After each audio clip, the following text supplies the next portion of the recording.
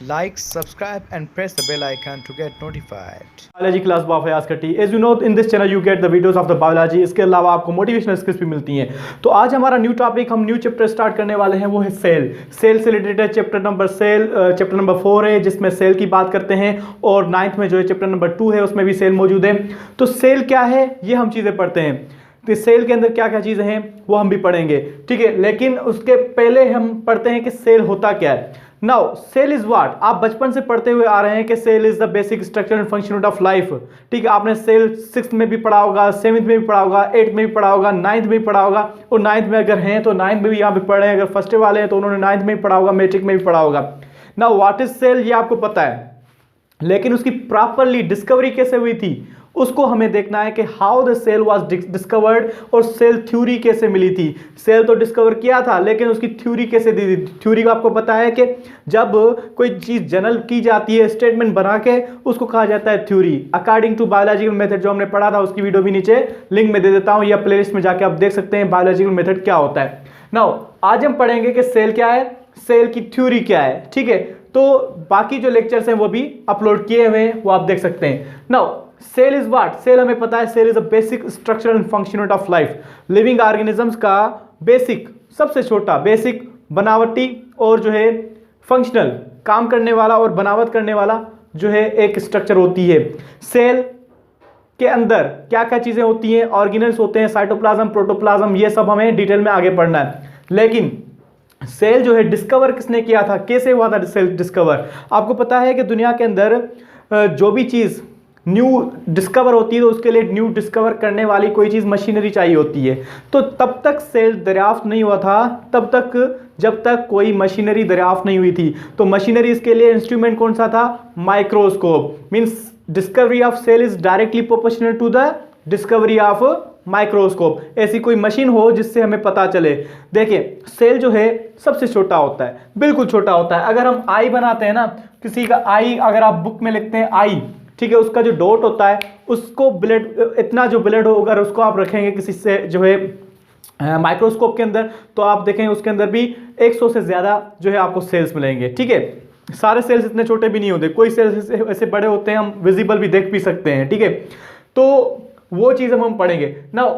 इस तरह से जो सेल है सबसे छोटा है। अगर ऐसी कोई मशीन नहीं होती तो किस तरह कैसे डिस्कवर होता, तो उसकी मशीन जो है देखने के लिए ऐसे मशीन बनने की ज़रूरत पड़ गई। तो मशीन या जो है एक इंस्ट्रूमेंट बनाया गया, वो था माइक्रोस्कोप। इसके बारे में आपको पता है माइक्रोस्कोप क्या होती है। माइक्रोस्कोप जो वर्ड है 2 वर्ड से निकला हुआ है, microscope. Micro means smaller, scope means to see. जैसे कि आपको पता है कि टेलीस्कोप होता है, टेलीस्कोप से हम दूर की चीज़ें देखने में मदद करते हैं। जैसे कोई रमज़ान है, कोई और जो है ईद वगैरह होती है, उसका चांद देखा जाता है ना, तो टेलीस्कोप से देखा जाता है। टेलीविजन, दूर से देखने वाली जो भी चीज़ें ट्रांसमिशन होती है। टेली का मतलब है दूर, स्कोप यहाँ पे क्या मतलब है, to see. Means it is a device by which we can see very small objects very clearly that we can not see with our naked eye. Normal आंखों से हम नहीं देख सकते, नॉर्मल आंखें वही होते हैं, लेकिन इसे डायरेक्टली नहीं देख सकते, किसी मशीन के जरिए देखते हैं। तो वो मशीनरी जो है उसको कहते हैं माइक्रोस्कोप। क्लियर हो गया। तो माइक्रोस्कोप कैसे डिस्कवर हुई थी, माइक्रोस्कोप बनी होती है लेंसेज से। लेंसेज जो है वो किसी भी चीज को फोकस करते हैं, उसको बड़ा करके दिखा दे, इंक्रीज कर देते हैं उसकी साइज, ठीक है। तो इस तरह से सेल की डिस्कवरी हुई। तो उसके लिए माइक्रोस्कोप, सबसे पहले जो माइक्रोस्कोप बनाई थी डेविड जेनसन ने बनाई थी। 1590 में डेविड जेनसन ने माइक्रोस्कोप बनाई थी, कंपाउंड माइक्रोस्कोप, ठीक है, compound microscope by combining different lenses को आपस में मिला के इसने जो ना माइक्रोस्कोप बनाई थी। लेकिन इसने कुछ ऑब्जर्व नहीं किया, लेकिन इजाद कर गया, ठीक है। उसके बाद गैलीलियो साइंटिस्ट ने इसको इंप्रूव किया, इस माइक्रोस्कोप को प्रॉपरली इंप्रूव किया, डिजाइन किया। इसको और जो इंप्रूव किया था रॉबर्ट हुक ने जो इंप्रूव करके, सिर्फ इंप्रूव नहीं किया भाई, ये बड़ा मेहनती बंदा था, ये कोई आम बंदा नहीं था इस तरह से कि डेविड जेनसन की तरह जस्ट जो है बन। लेकिन इसने बड़ी जो है माइलस्टोन जो है इसके कामयाबी हासिल की कि ऐसा जो है औजार बना के गया। अगर ये नहीं होता तो ये डिस्कवर नहीं कर पाता। आई बस हमने तो उस तरह से देखे रॉबर्ट हुक जो है ना, उसने सिर्फ जो है माइक्रोस्कोप पे ध्यान नहीं दिया। माइक्रोस्कोप तो बनाई, लेकिन उसके अंदर कुछ चीजें ऑब्जर्व करने की भी कोशिश की। इसने क्या ऑब्जर्व किया था, ये बड़ा मेहनती बंदा था ना, मैंने बताया अभी। तो ये इसने क्या किया, कॉर्क, क्या होते हैं कॉर्क, कॉर्क एक टिश्यू होता है प्लांट का तिनका, जो प्लांट जो होते हैं, प्लांट का जो लास्ट वाला हिस्सा होता है ये वाला एपिडर्मिस, ठीक है। एपिडर्मल जो लेयर्स होती है जिसको कॉर्क कहते हैं, तिनका जो होता है, उसने उसको उठाया और इस माइक्रोस्कोप किस तरह से होती है, ये मैं यहाँ पे सिंपल जो है इसकी स्ट्रक्चर बनाता हूँ, उतनी जो है डीप नहीं बनाता, ठीक है। ये इसका मिरर होता है नीचे, ये स्टेज होता है, ये आईपीस, ठीक है। अच्छा, ऑब्जेक्टिव लेंसेज, ये आईपीस, ये फाइन एडजस्टमेंट स्क्रू, ये कोर्स एडजस्टमेंट स्क्रू, ये बेस, ये मिरर, इस तरह से। इसने जो है इसमें फर्स्ट टाइम जो ऑब्जर्व किया किसने, रॉबर्ट हुक ने ऑब्जर्व किया माइक्रोस्कोप के अंदर इस कॉर्क के टिश्यू को, तो इसको जो है room like structure, empty rooms नजर आए। उसने अपनी जो है जबान में बोल दिया कि दीज आर सेलुला, हनी कॉम जैसे होते हैं ना, हनी कॉम, हाइव जैसे कहते हैं, जूलॉजिकल नेम जो इसका प्रॉपरली हाइव होता है। तो उसके अंदर जो है रूम लाइक स्ट्रक्चर्स होते हैं ना, सिंपल से इस तरह से। तो रूम्स जहां पे जो है मक्खियां रहती हैं, ठीक है, मक्खी का जो छत्ता होता है, तो उसके अंदर जो है रूम लाइक स्ट्रक्चर, इसको भी इस तरह से नजर आई, तो उसने इसका नाम दे दिया सेलुला। लेकिन इसने क्या बोला था, इसने ये बोला था कि these are empty rooms like structure present in the cork, means living organisms are made up of empty room like structures, this is called the cell. इसने ये बात की थी और पब्लिश कर लिया था कि ये चीज मैंने देखी है। इसने थ्योरी वगैरह अच्छी तरह से नहीं दी थी। तो फिर कैसे थ्योरी जो है बनी, थ्योरी कैसे बनी, उसको थ्योरी को देखने के लिए जो है और डिस्कवरीज होना शुरू हुई, ठीक है। इसने क्या बोला था, सेल्स जो है वो एम्प्टी रूम लाइक स्ट्रक्चर्स होती हैं। और इसने कौन सा सेल दरियाफ्त किया था, ये भी आपसे सवाल पूछा जाता है। अगर हाई लेवल का आपसे कोई अच्छा टीचर है तो आपसे ये सवाल जरूर करेगा कि जो रॉबर्ट हुक ने सेल दरियाफ्त किया था वो कौन सा सेल था, लिविंग था या डेड था। तो आप जरूर कहेंगे this was a dead cell, dead cell was invented by the Robert Hooke, ठीक है। और लिविंग सेल किसने दरियाफ्त किया था वो हम आगे चल के मैं बताता हूं आपको इस वीडियो के लास्ट में, ठीक है। वो की पॉइंट्स बाद में बताता हूं, और भी पॉइंट्स हैं। तो फर्स्ट डेड सेल जो है डिस्कवर किया था इसने किया था। नाउ क्योंकि जो बाहर वाला जो तिनका होता है वो डेड होता है, ऐसे तब कभी तभी तोड़ते हैं तो नीचे उतर जाता है, कभी खुद ही टूट जाता है। So these are dead. Now Robert Brown ने इसको जो है इसकी बात को थोड़ा चेंज किया। रॉबर्ट ब्राउन ने ऑर्किड्स के सेल, ऑर्किड कुछ प्लांट्स होते हैं, उसके जो सेल को ऑब्जर्व किया, उसने बीच में कुछ समथिंग न्यू देखी, ठीक है। समथिंग न्यू जो थी वो 1831 में इसने डिस्कवर किया था, वो था न्यूक्लियस। न्यूक्लियस क्या होता है आपको पता है, nucleus is the main controlling part of the cell. आई बस समझ में। तो उसको किसने दरियाफ्त किया, उसने दरियाफ्त किया रॉबर्ट ब्राउन ने 1831। ब्राउन का मतलब ये हरगिज नहीं कि ब्राउन कलर का, Robert brown was the name, okay. अच्छा, अब जो है शिलाइडिन एंड शिवान, इसने न्यूक्लियस दरियाफ्त किया 1831 में। उसके बाद चेंजिंग आ रही है 1838 में, और इसने 1838 में डिस्कवरी की, मतलब कोशिश की, ठीक है, 1838 में, और इसने 1839 में। इन्होंने दोनों कंटेम्प्रेरी थे। कंटेम्प्रेरी मीन्स दोनों फ्रेंड थे, मीन्स एक ही टाइम पे जो है ये साइंटिस्ट थे। तो इन्होंने कुछ डिस्कवरी की, कुछ बहुत ही मजा आया की स्टोरी है ये, कि शिवान जो है, शिवान क्या है, जूलॉजिस्ट, ये साइंटिस्ट जो है जूलॉजिस्ट है, मीन्स एनिमल्स के बारे में पढ़ता है। शिलाइडिन जो है बोटनिस्ट, ठीक है।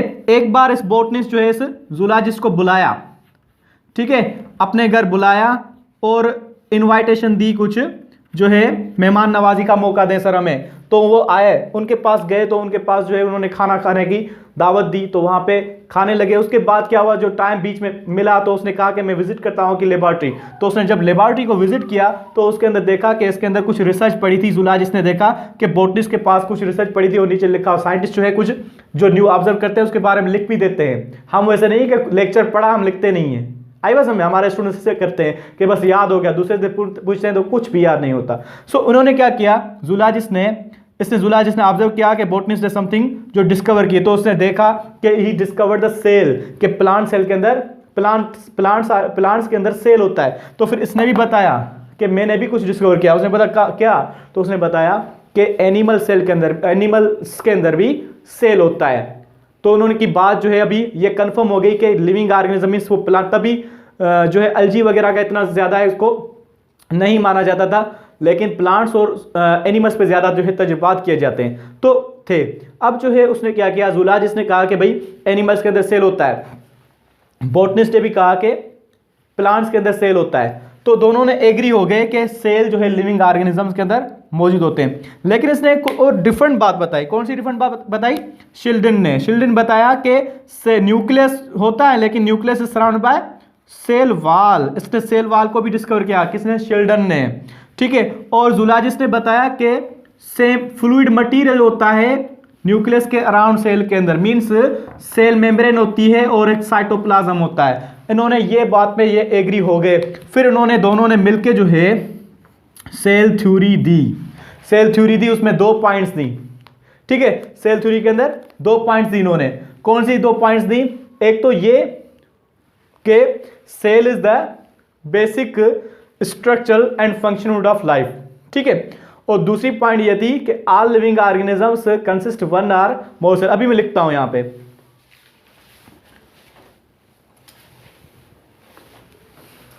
ये आप नोट कर लें, स्क्रीनशॉट निकाल लें, नोट कर लें ताकि हम आगे जाएं। ये चीज मैं बताता हूं आपको कि क्या है, बाद में बताता हूं।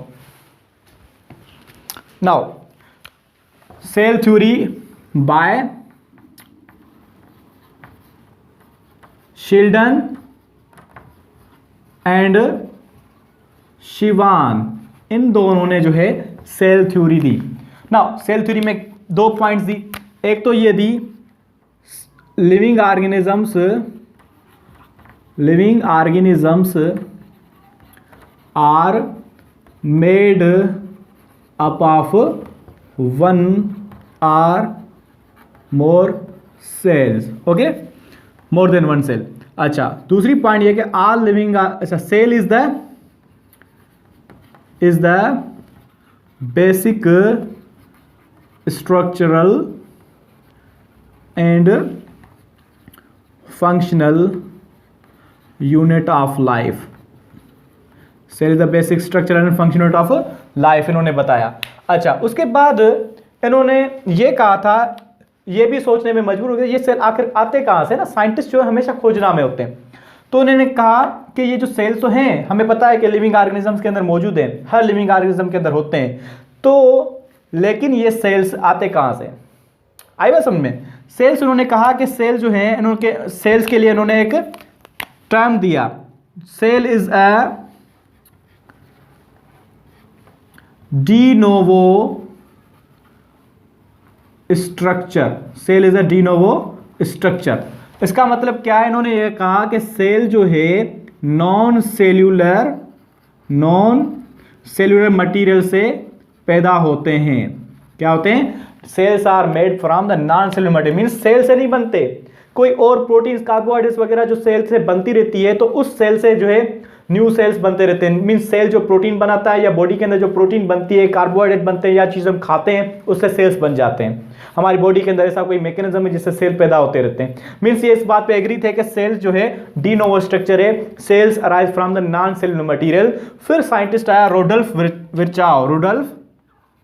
विर्चाव, ये जर्मन पैथोलॉजिस्ट थे, ठीक है। जर्मन पैथोलॉजिस्ट मींस जो डिजीज के बारे में जानने वाले थे। तो इन्होंने जो है ये कॉन्सेप्ट क्लियर किया, इन्होंने एक्सपेरिमेंट्स किए, तो उन्होंने जो है बताया कि भाई जो सेल जो है वो डी नोवो स्ट्रक्चर नहीं है। क्या बताया इसने?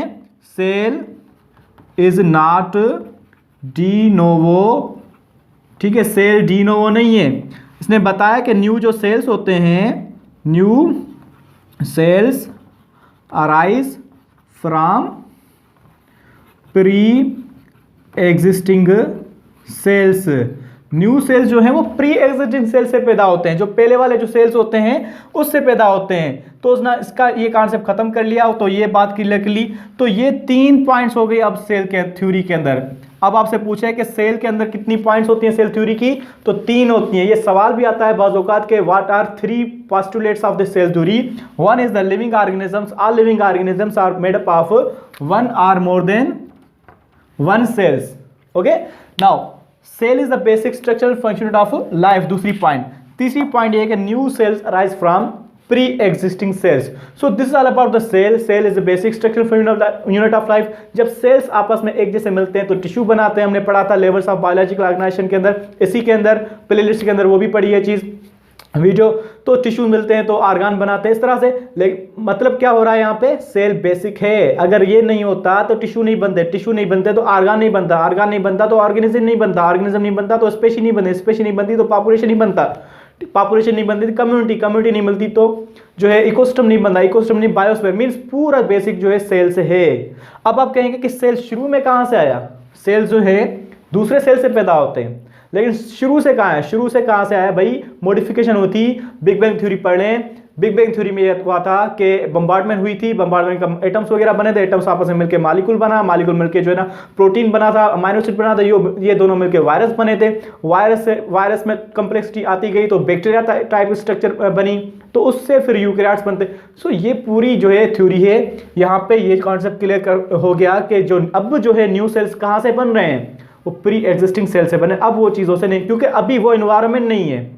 आई बात समझ में, तो ये चीज़ आपको समझ में, आई होप के समझ में आ गया हो। यहाँ पे ये चीज़ मैंने लिखी है, रॉबर्ट हुक साइंटिस्ट ने जो है फर्स्ट टाइम जो है ऑब्जर्व किया था, तो उसको एक्सपेरिमेंट करता रहा, तो उसने कोर के अंदर देखा कि कुछ जो है इसने कैलकुलेशंस की थी, कैलकुलेशन करके बताया था 1 cubic inch of core, 1 cubic inch जो होता है ना कोर का, उसने अंदर देखा उसने के 1 बिलियन सेल्स होते हैं। मैंने आपको पहले बताया कि इतना छोटा होता है, बिल्कुल माइक्रोस्कोपिक।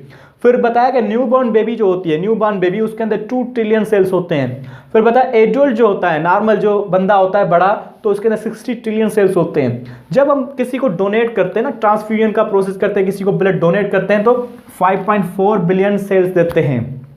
आया बात समझ में। और ईच डे, हर रोज जो है 600 बिलियन जो है खुद ही टूटते हैं, न्यू बनते रहते हैं, जो प्रोसेस होता है। तो देखें खुद टूटते हैं कितने, 600 बिलियन सेल्स रोज, 600, और यहाँ पे 5.4 बिलियन हम देते हैं। मीन्स हमारे, अगर हम नहीं दे रहे हैं, किसी को ब्लड डोनेट नहीं कर रहे, तो हमारे वैसे ही जो है सेल्स टूट रहे हैं। इससे बेहतर है हम किसको देते रहे, किसी का फायदा होता है, कोई किसी की जान जा रही हो, किसी कोई बीमार हो, सख्त बीमार हो, तो उसे हमें ब्लड जरूर देना चाहिए। हमें ये नहीं करना चाहिए कि हम ब्लड क्यों दें, ब्लड देंगे तो हमारे जो ब्लड कुछ होगा फ्रेश होगा, इसके अलावा जो हमारे जो न्यू सेल्स बनना शुरू हो जाएंगे, ये चीज़ ज़रूरी है।